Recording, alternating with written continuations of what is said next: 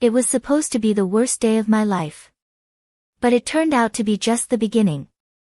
I stood at the edge of a white coffin, so small it barely rose past my waist. The air smelled of lilies and damp earth. Our son, Miles, had fought leukemia with more courage than any adult I had ever known. And yet, despite all the pain and hospitals and sleepless nights, nothing could have prepared me for the moment they started lowering that little box into the ground. I waited. I watched. And I kept glancing behind me. But Derek never showed. At first, I told myself he must be running late. A traffic jam. A delayed flight. Maybe he was parking the car. Maybe, God forbid, something had happened to him on the way. My hands were shaking when I reached for my phone. I had promised myself I wouldn't check it until after the service. I broke that promise. There was one message. Sent 3 hours earlier. Emergency Business Summit in Costa Rica. Couldn't get out of it. I'll make it up to you. Be strong for us. No apology. No explanation. Just a cheap excuse with a tropical location tagged at the bottom of the message.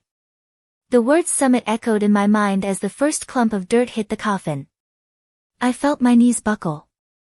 My sister caught me just before I hit the grass. He wasn't stuck. He wasn't hurt. He wasn't grieving. He was gone. After the service, I sat in my car for nearly an hour, staring at that single message. The more I read it, the colder I felt. This wasn't just about grief. This was betrayal, wrapped in corporate lingo and cowardice. My husband had abandoned us. He had abandoned Miles. I thought about our last conversation. He had been distant, but I chalked it up to stress. I thought we were both just struggling to survive the slow death of our son. But now, I saw it differently. He had already moved on. Moved forward. Moved away. That night, I couldn't sleep. I sat in Miles's room, surrounded by his drawings and Lego towers, listening to the silence he left behind. And I made a decision. If Derek could pretend like none of this mattered, then he would have to learn what loss really feels like. I didn't know exactly how. Not yet. But I would not let him rewrite this story as a tragic footnote in his success saga. He wanted a fresh start in paradise. I would make sure he remembered exactly what he left behind. And who he betrayed to get there. This wouldn't be a public meltdown. It wouldn't be a bitter divorce in tabloids. It wouldn't be yelling matches or smashed plates. No. This would be cold. Surgical. Strategic. Because you don't get to skip your son's funeral and walk away with a tan. Not from me. Not from a mother. Not from his wife. And certainly not from the woman who knew every single one of his secrets. I didn't want to know. But I had to. That same night, after everyone had gone home and the last condolence text had been read and ignored, I opened Derek's message again. I clicked the location tag. It opened into a lush photo of a 5-star beachfront resort in Costa Rica. Poolside bar. Infinity pool. Ocean view. I zoomed in. 2 sun loungers. One towel folded, the other scattered. And then I saw it. A hand. Red nails. Thin fingers. A wine glass with condensation dripping down its stem. I stared at it for 10 minutes. Maybe it was just a colleague. Maybe it was an assistant. Maybe it was an illusion. But deep down, I already knew. I had known for months. You don't lose a child and watch your husband come home later, kiss you less, and avoid your eyes, without realizing something else is slowly unraveling behind your back. Still, knowing something and proving it are 2 very different things. So, I called an old friend from college. Tasha Rowland had been a federal investigator before she left to start her own firm. She was brilliant, discreet, and had once found a senator's hidden child support payments through 3 layers of shell companies. If anyone could pull back the curtain on Derek Langford, it was her. When she picked up, her voice was calm and clipped, just like I remembered. Elena. It's been years. What's going on? I didn't cry. I didn't vent. I simply said, I want you to find out what my husband's doing in Costa Rica. Who he's with. Where our money is.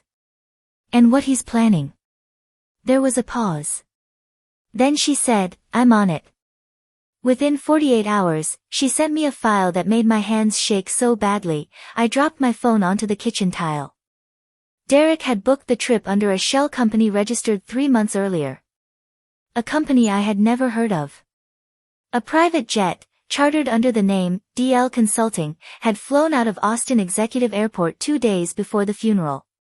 A woman named Brooke Halley was listed as his guest. Instagram confirmed what the file hinted at. Brooke was a travel blogger. Blonde. Yoga-toned.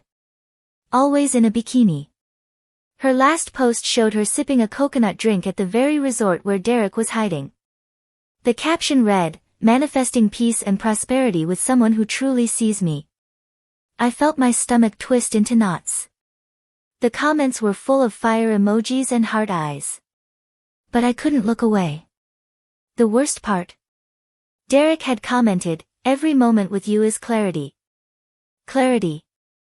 Miles had been dying in a hospital bed while his father was chasing clarity on a beach. I couldn't breathe. But I didn't cry. I printed everything Tasha sent. Bank records, social media posts, company filings. I organized it into folders.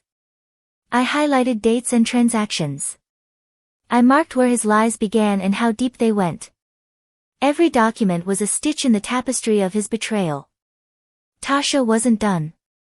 She found Derek had funneled over $600,000 out of our joint account into business development funds. That money had paid for private jets, first-class dinners, beachfront villas, and more. And worst of all, he had a private deal in motion to sell part of his company for millions, without ever mentioning a word to me. His plan was simple. Divorce me quietly, retire rich, and live happily ever after with a woman who had never met our son. But I was no longer the grieving wife. I was a witness. A strategist. And soon, I would become his reckoning. He had built a life on the illusion of loyalty, the image of family, the idea of grief. I was going to show the world what those illusions looked like when stripped bare. Not with vengeance. Not with chaos. But with the truth. The kind of truth that makes people look twice at a smiling photo and see the rot underneath. The kind of truth that turns a name into a scandal. And the kind of truth that ruins everything a man thought he'd gotten away with. 3 weeks after the funeral, Derek returned. He didn't call ahead. He didn't ask how I was. He just walked in like nothing had changed, suitcase in one hand, designer sunglasses in the other. His tan was darker. His shirt half unbuttoned. And when he kissed my cheek like some formality, I nearly recoiled. How are you holding up? He asked, as if he were checking in on a colleague. I didn't answer. I simply stepped aside and let him inside the house that still smelled faintly of Miles's shampoo. His things were still where he left them, the toy firetruck, the cape he wore to chemo, the framed photo he had drawn of the three of us, still crooked on the mantel. Derek noticed none of it. He tossed his keys on the kitchen counter and opened the fridge. We're out of oat milk. That was when I realized just how far gone he was. I followed him into the living room. He plopped onto the couch and scrolled through his phone like a man catching up on emails. He was waiting for me to bring it up, for the shouting, the tears, the guilt. But I wouldn't give him that. Not yet. Instead, I smiled. How was Costa Rica? I asked. He glanced up. Productive. Things are moving faster than expected. I nodded slowly. Did you go alone? A beat. Colleagues flew in. Nothing major. I sat across from him. Brooke Halley. Is that her name? That was the first crack in his performance. His jaw tensed. His fingers stopped scrolling. But he didn't speak. I leaned forward. She's cute. I saw the coconut post. The caption was poetic. He stared at me, speechless. Then I pulled out the folder and laid it on the table between us. The smile vanished. I opened it slowly, page by page. Jet receipts. Wire transfers. Hotel bookings. Photos of them laughing in a private cabana while I was holding our son's hand as he faded from this world. You used Miles's death as a window to disappear.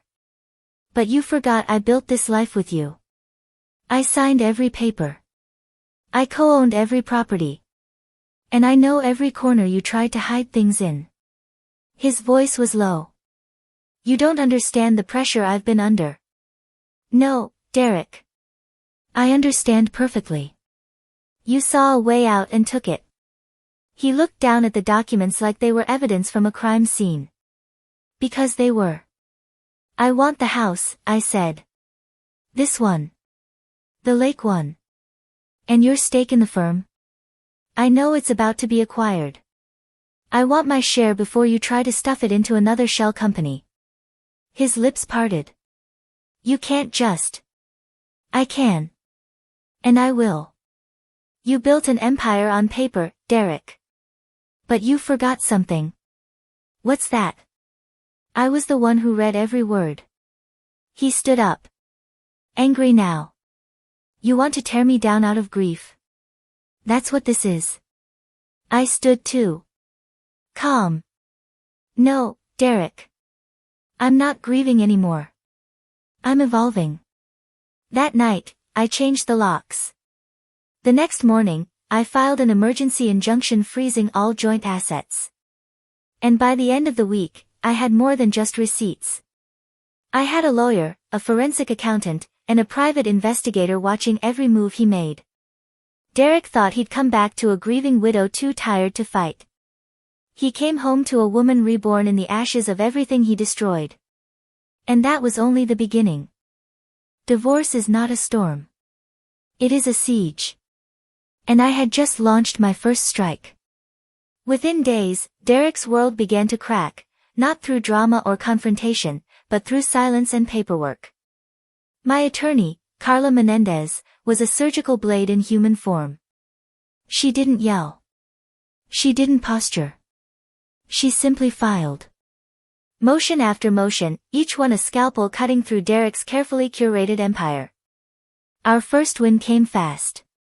Carla petitioned the court to freeze Derek's newly established LLCs, citing marital asset misappropriation. The judge agreed.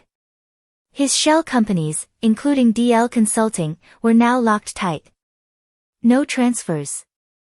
No withdrawals. No new ventures. The money he had planned to hide was now sitting cold and inaccessible. Derek's reaction was almost cinematic. He called me from a number I didn't recognize, voice tight with panic. What the hell are you doing, Elena? You're sabotaging everything. I held the phone away from my face and let him rant.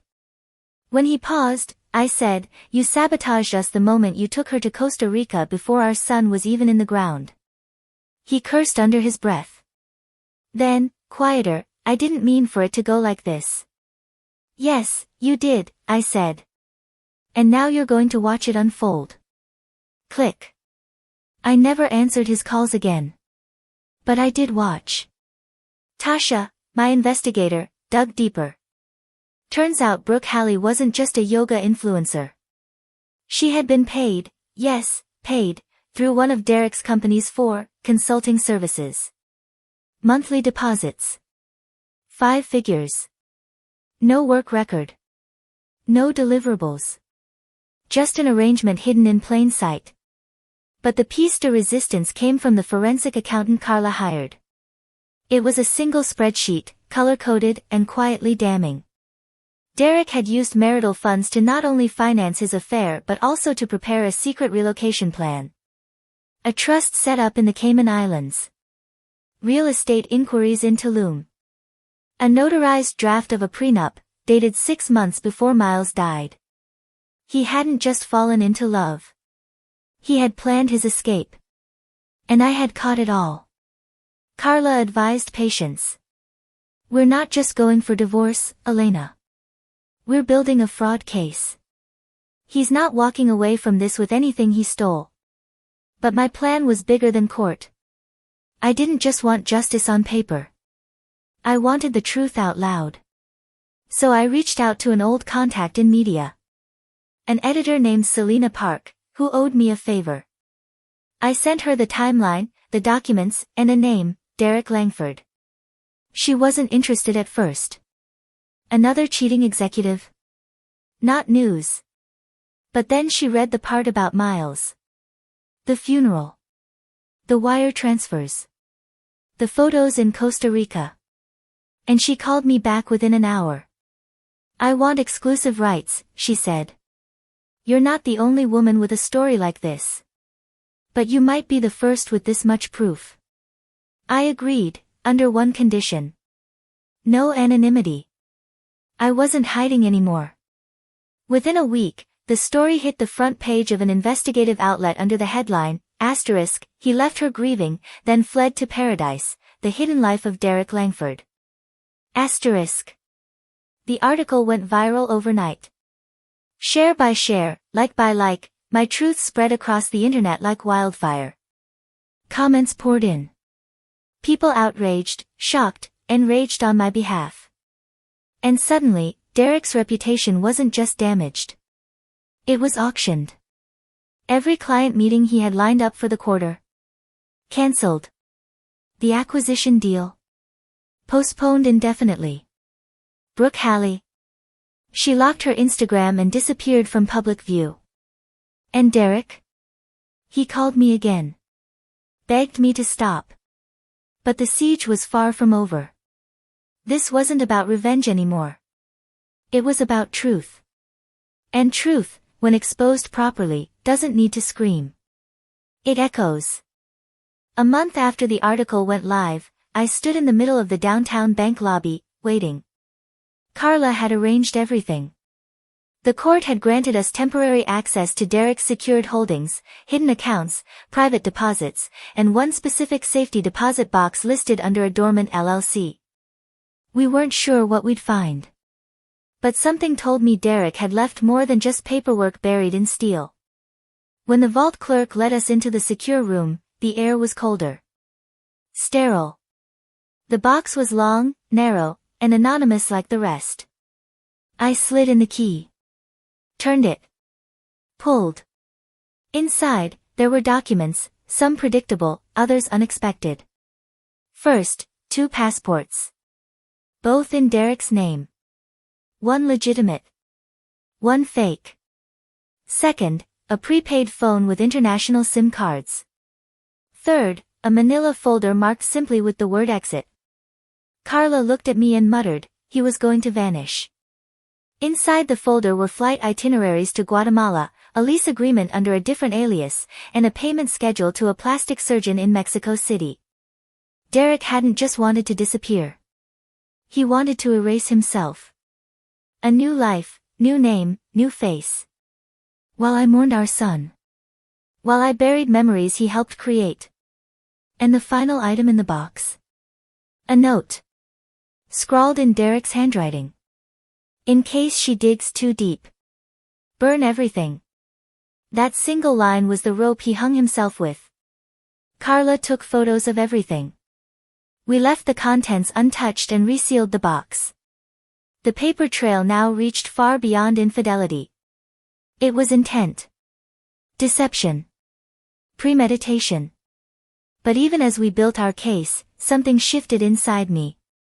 I wasn't doing this for payback anymore. I was doing it to reclaim my voice.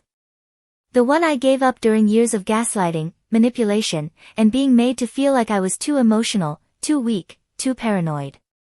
Derek's charm had always been his weapon. That smile. That effortless ease. It had fooled investors, friends, even my parents. But not anymore.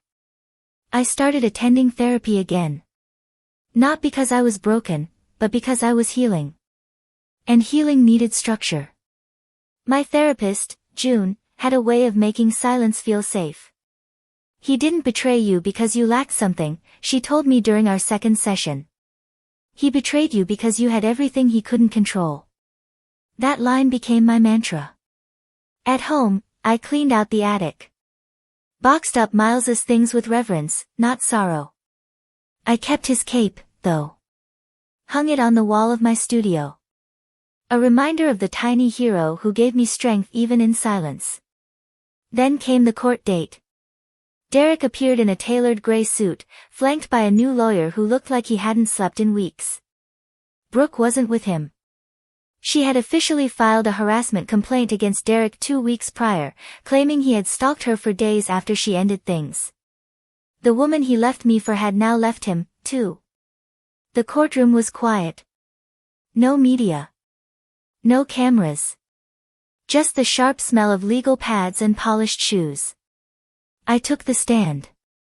Spoke plainly. With facts. With timelines.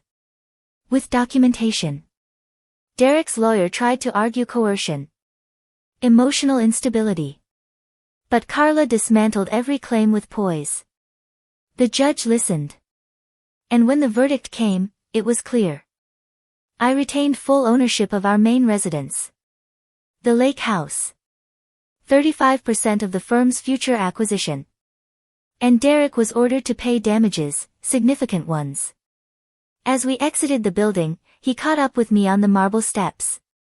"Elena," he called. I turned. He looked smaller now. Less like a man, more like a shadow trying to mimic one. "Was any of it real?" he asked. I looked him in the eye. "Yes. I loved you. Deeply. But you mistook that love for permission." Then I walked away. Not victorious. Not vindicated. But free. Months passed. Not quickly, not quietly, but with a certain rhythm that comes after surviving fire. I wasn't rebuilding. I was redefining. Piece by piece, I picked up my life, not the way it used to be, but the way it should have always been. I reopened my consultancy under a new name, Heart Strategies. No longer a nod to Derek's last name. Just mine. Just truth. At first, the clients were hesitant. The scandal, while damning for Derek, had stained the waters for both of us. But then came a breakthrough. A keynote invitation from a women-led business summit in Chicago. They wanted me to speak. Not just as a strategist. But as a survivor. I hesitated. Vulnerability wasn't my default. But then I remembered something June, my therapist, had said. When you whisper your truth, only ghosts hear you. Speak it loud, and you build bridges. I said yes. The night of the event, I stood backstage in a pale navy dress, palms cold, heart beating like war drums. The ballroom held over 600 women, executives, entrepreneurs, founders. And every single one of them had read my story. I wasn't walking into obscurity. I was walking into testimony. The lights dimmed. My name was announced. Applause. I stepped forward. I used to believe that silence kept me safe, I began. That staying composed, agreeable, and forgiving would protect what I loved. But all it did was make me easy to replace. I paused. The room held its breath. I was married to a man who made betrayal look like evolution. And I mourned a child while he sipped cocktails in paradise. But this isn't a story about him. It's about what you do when the ground splits beneath you. You build new land. Every word felt like exorcism. They clapped when I finished. Some stood. Others cried. And one woman in the front row mouthed, "Thank you." After the talk, people lined up to meet me. Some wanted hugs. Others offered partnerships. And one investor, a woman named Teresa, handed me a card. "I've got a fund for female founders. If you ever want to scale, let's talk," she said. I smiled. I will. Back at the hotel that night, I sat by the window with a glass of ginger tea, phone buzzing with messages from women I'd never met. Each one sharing a version of my story. Each one reminding me that the pain I endured wasn't just mine. It was universal. It was currency. And now, it was fuel. The next morning, an email arrived. Subject line, opportunity from the heart. Selena Park, the journalist who ran my first exposé, wanted to feature me again. This time, not as the woman betrayed, but as the strategist who rose from it. We're doing a series on women who turned survival into systems, she wrote. You're the headline. I said yes. But not for fame. For the women watching silently. Still in their trenches. Still in the fog of heartbreak. They deserved to see that beyond the flames, there was not just light, but a path. And I was walking it.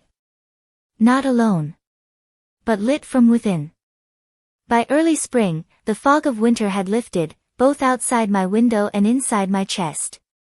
Heart Strategies had grown beyond projections. I now had a small but fierce team of 6, all women, all survivors of something. We built systems with empathy. We scaled businesses with truth. And every contract we signed felt like a line drawn against the kind of world Derek once thrived in. One afternoon, I was reviewing a brand audit when Carla walked into my office. You might want to see this, she said, handing me her tablet. It was a news headline. Derek Langston arrested in Costa Rica. My breath stalled. The article explained it all. Derek had been caught using a falsified passport and laundering money through shell accounts linked to tech startups overseas. Brooke, it turned out, had anonymously tipped off the authorities months ago. I hadn't heard from her since the court case. But I smiled softly, imagining her standing tall, finally done hiding. Looks like he finally ran out of masks, Carla said. I nodded, closing the tablet. I should have felt triumphant. But what I felt was peace. The kind that comes not from revenge, but from the complete absence of fear. Later that week, I received a letter. Not an email. Not a message. A handwritten letter, postmarked from a correctional facility in Miami. The handwriting was unmistakable. It was from Derek. I debated burning it. Tossing it. Ignoring it. But I opened it. It was short. Elena. You were right. I thought I was building an empire, but all I built was a mirror maze. Every lie had a reflection. Every smile, a cost. You didn't destroy me. You revealed me. I hope one day Miles can forgive me. I know I don't deserve it. D. I folded the letter once. Put it in a box. The same one where I kept Miles's baby shoes, a photo of my parents' anniversary dinner, and the locket I wore the night I left Derek. Some stories didn't need closure. Just containment. The following weekend, I returned to the lake house. Alone this time. It was dusk when I arrived, and the air smelled like pine and melting snow. Inside, everything was just as we left it. I walked to the dock, Miles's favorite place. The water was calm. The sky was streaked in pink and gold. I took out the sketchbook I had started the week after the court ruling. On the last page, I drew the lake. A single figure sitting on the dock, wrapped in a scarf, coffee cup beside them. Peaceful. Present. It wasn't a portrait of who I used to be. It was a promise to who I was becoming. Just then, my phone buzzed. A message from Teresa. Check your inbox. We're greenlighting the fund. Ready to go global? I smiled. I stood. And I walked back inside, not as a woman who had lost everything, but as one who had nothing left to prove. Summer came with a new rhythm, one that felt like expansion. Heart Strategies had just opened a satellite office in Austin, and I found myself flying more than I slept. But it wasn't exhausting. It was exhilarating. For the first time in years, I was moving towards something instead of just away. One Thursday morning, after a red-eye flight, I stepped into the office groggy but energized. Carla met me at the door with a smirk and an envelope. "No return address," she said, handing it over. "But it's definitely expensive." The envelope was matte ivory, the kind of paper that whispered money. Inside was a thick card with gold-pressed lettering. An invitation. "Derek Langston and Charlotte Avery request the honor of your presence at their vow renewal ceremony." I blinked. It was dated 2 months from now, to be held at the same venue where Derek and I had once celebrated our first and only anniversary. My hands grew cold. Was it a mistake? A cruel joke? A trap? But no. This was calculated. Intentional. There was a note inside, handwritten. "You're stronger than me. You won. I'm out." But Charlotte still believes in appearances. She wants closure. "Come if you want the last word." The audacity. Carla peeked at my expression. "You okay?" I exhaled. "I'm not going. Obviously." But that night, I couldn't sleep. The invitation sat on my dresser like a dare. Why would Charlotte want me there? Unless, she didn't know. Unless Derek had rewritten the past again, cast himself as the victim, and me as the storm. And what if, just what if, she needed to know the truth? The next morning, I called Selena Park. "Do you want an exclusive?" I asked. She didn't even hesitate. "Always." Over the next week, we worked on a new profile, one that didn't rehash the scandal but dissected the ecosystem that protected men like Derek. The article would go live the morning of his vow renewal. I didn't need to attend to have the last word. But fate had other plans. 2 nights before the ceremony, I received a message from Brooke. He's lying to her. Worse than before. She thinks he's clean. She thinks he's the victim of a vindictive ex. I tried telling her. She called me jealous. I stared at my phone, jaw clenched. I hadn't wanted a confrontation. But now, it wasn't about Derek. It was about a woman standing where I once stood, wearing the same blindfold. I texted back. "I'll be there." That Saturday, I arrived in a black dress with no symbolism, just sharp lines and clean intent. The venue was filled with people who hadn't seen me since the fall. Whispers rippled. But I held my posture. Charlotte stood near the altar, glowing and polished, holding Derek's hand. And then she saw me. Her expression cracked. And in that moment, I knew, he hadn't told her I was invited. Good. The officiant began the ceremony, reading from a generic script about second chances and stronger love. When he asked if anyone objected, the room held its breath. I stepped forward. Not to cause a scene. But to hand Charlotte an envelope. Inside, the printed article. A timeline. Bank statements. And a photo of Derek in Costa Rica, handcuffed. She opened it. "Read it." And with a tremble in her lips, she turned to the officiant and whispered something. Then she looked at Derek. "I don't," she said. And walked away. Gasps. Cameras. Confusion. But I didn't watch the rest. I walked out into the sunlight, exhaling a breath I hadn't known I was holding for years. This wasn't revenge. This was rescue. And this time, it wasn't for me. The weeks that followed were unlike anything I had experienced. Selena Park's article dropped the morning after the vow renewal fallout and spread like wildfire. The headline alone ignited debate. The lie behind the smile, how one woman unmasked a titan. The exposé wasn't just about Derek. It was about all the systems, legal, corporate, and emotional, that shield men like him while discrediting the women they destroy. And it hit a nerve. Talk shows discussed it. Podcasts unpacked it.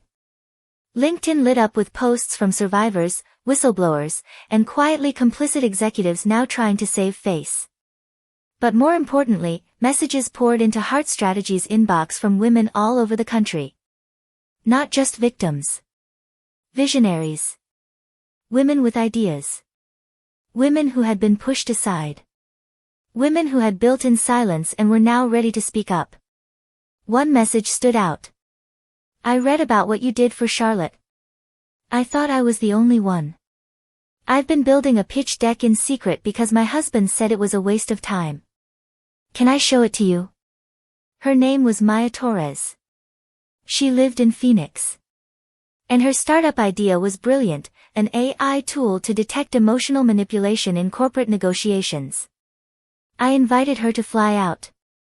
By the end of our second meeting, she had a signed term sheet from Heart Impact Ventures, the new fund I'd just launched with Teresa. Something was shifting. For every story like mine, there were hundreds more hidden beneath shame or fear. But now they had a lighthouse. One afternoon, as I was preparing for a TED-style keynote in Chicago, my assistant peeked into the green room. There's someone here asking for 5 minutes. Says she's not a reporter. Just a reader. I frowned. What's her name? He hesitated. Charlotte Avery. I stood, brushing off my blazer. Send her in. She looked different. Lighter, but not fragile. She walked in with the grace of someone who had walked through fire and didn't smell like smoke anymore. I won't take long, she said. You can have as long as you need. She reached into her purse and pulled out the envelope I had given her that day. Inside was the article, now dog-eared and annotated with pink sticky notes. I read this more than once, she said. At first, because I was in denial. Then because I was angry. And finally, because I needed to understand how I let it happen. I didn't interrupt. I didn't come to say thank you. I came to ask if you'd mentor me. I'm starting over. I want to build something too. But I want to do it right. I blinked, surprised. You don't owe me anything. She smiled. I'm not trying to repay you. I'm trying to become someone who never lets this happen again. Not to me. Not to anyone. We shook hands. That night, I stood on stage in front of 1,000 faces and told the story, not of revenge, but of re-architecture. Of tearing down what was false and building something real with the rubble. And afterward, as I stepped backstage, I caught sight of Brooke in the crowd, arms crossed, nodding. We weren't just survivors. We were architects now. And the blueprint was ours. By the time autumn settled in, the story had evolved beyond me. What started as a private collapse had become a public rebirth, one that belonged to many women, not just myself. Heart Strategies was no longer just a firm, it was a signal tower. Clients who once hesitated to align with a scandalized founder were now coming forward in droves, emboldened by what we stood for. But one name still lingered in my inbox like an unsent draft. Richard Avery. Charlotte's father. He was the quiet force behind Derek's rise, the investor who turned a blind eye to misconduct in the name of market performance. He hadn't spoken publicly since the fallout. I assumed he had retreated, ashamed or calculating his next move. I was wrong. One morning, my assistant buzzed into my office. Claire, you're going to want to see this. It was a press release. Richard Avery was stepping down as chairman of Avery Holdings. But not just that, he'd transferred all his voting shares to a new board composed entirely of women, many of whom had led ethics complaints within the company for years. His letter to the public was scathing, not about his daughter or even Derek, but about his own role. I watched my daughter nearly marry a fraud, he wrote. And I realized I had spent years funding versions of him, over and over, in business. I'm not absolved. But I can be replaced by better people. That day, the stock dipped slightly. By week's end, it rose 10 points. Meanwhile, Maya's company, Empath IQ, launched its beta version and immediately drew interest from 3 Fortune 500 firms. Teresa and I held a panel on rebuilding after reputational collapse. Charlotte hosted it. Brooke was in the front row. We weren't just telling our stories anymore. We were funding others. Then one afternoon, I received a letter. Not an email. A handwritten letter. From Derek. Claire, I won't insult you with apologies. I'm not ready for redemption. I don't even know if I want it. But you were always right. About me. About yourself. About the game we were all pretending wasn't rigged. You didn't just walk away. You reset the table. And now I get to watch from the outside as you build something that can't be taken. I don't expect anything. But I see you. I really do now. I folded the letter and put it in a drawer. Not because I needed to revisit it. But because it proved what I already knew. Revenge wasn't about seeing them punished. It was about living so fully, so truthfully, that their version of your story ceased to matter. I had once believed that power lived in corner offices and board votes and closed-door meetings. Now I knew better. Power was sitting across from a woman who had been silenced, and helping her speak. It was signing a contract that made no sense to the old world, but perfect sense to the new. It was walking into a room where people expected your shame, and giving them your truth instead. It was reclaiming what they tried to erase. And building something permanent in its place. Winter rolled in with a kind of stillness I had never truly experienced. Not the quiet of retreat, but the calm that comes after a storm when the world is no longer held together by fear. I stood at the edge of a rooftop in Boston, wrapped in a wool coat, watching the city glow below. It was the night before our first summit, the Reclamation Conference an idea born from late-night phone calls and too many coffees shared between women who were once footnotes in someone else's success story. Now, they were the headline. Inside the venue, the final checks were being done. Brooke walked the perimeter like a general before battle. Charlotte, now the director of strategy at Heart Impact Ventures, practiced her opening remarks. Teresa adjusted the lights on the stage, always a perfectionist. Maya was setting up a demo booth for Empath IQ, and I heard her laugh ring out as she explained her newest emotional fraud detection update to a room of curious execs. This wasn't about vengeance anymore. This was legacy. That night, I stood before the mirror in my hotel suite. The same mirror where I once rehearsed ways to make myself smaller, more agreeable, more tolerable. Not anymore. The woman who looked back at me wore nothing borrowed, nothing compromised. At the summit, I opened with no fanfare. Just truth. When I lost everything I thought mattered, I realized I still had myself. And when I built from that place, the right people appeared. The ones who weren't scared of the truth. The ones who didn't need me to fail to feel powerful.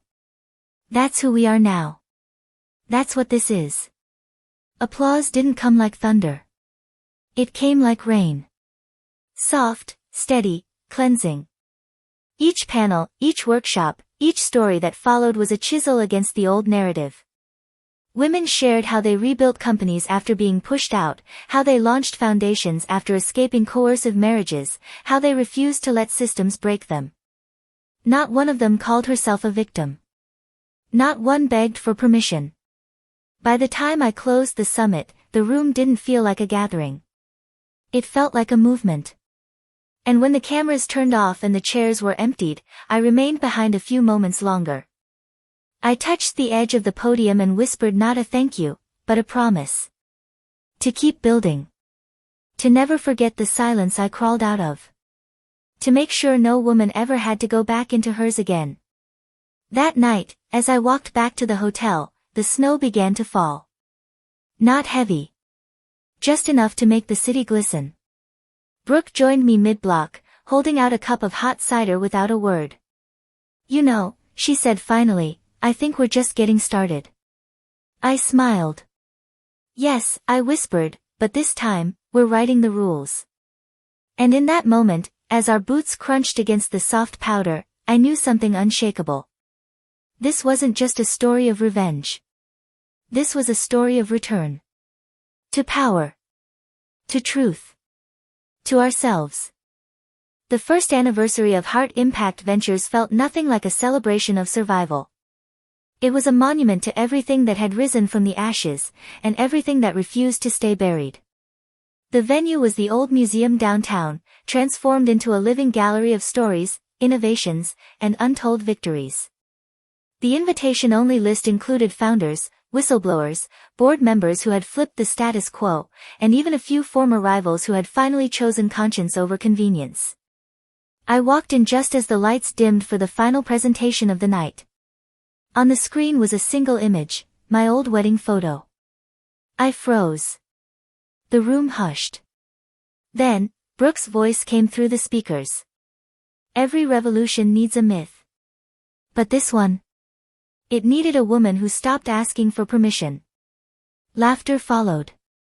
Then applause. And then, the screen shifted. Slides appeared, showing contracts Heart Strategies had audited and exposed, startups we had helped scale ethically, mentorship programs Charlotte had spearheaded, and footage of our interns, young women and men, standing before whiteboards filled with their visions for a better business world. Behind me, someone whispered, "This changed everything." I turned. It was Richard Avery. He wasn't here for a spotlight.